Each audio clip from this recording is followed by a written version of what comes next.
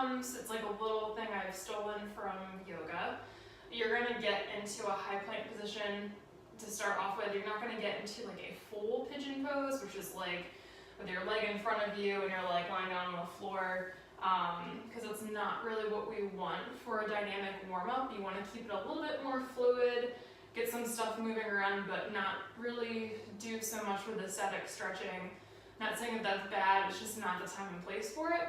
So to start off, you'll be here in that plank position.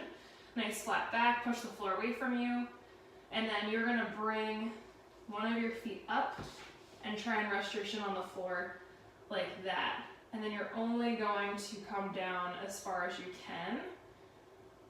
You should feel a stretch, but I don't want it to be like super uncomfortable, so it just depends on your range of motion.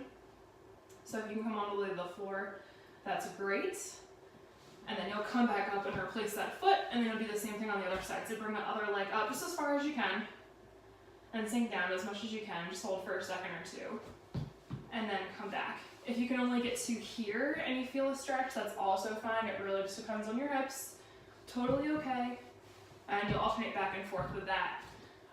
The alternative to that, if that's like too much and it's too intense, you can do a standing leg cradle and it'll achieve something very similar. So with that, you can always rest your back up against a wall too.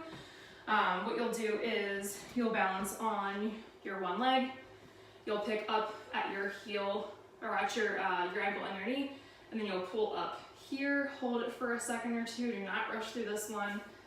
Put your leg back down, and then do the same thing on this side, and it'll still give you a nice stretch through your hips, just like that pigeon pose would, but maybe like a little less intense if you're not quite there yet, which is totally fine.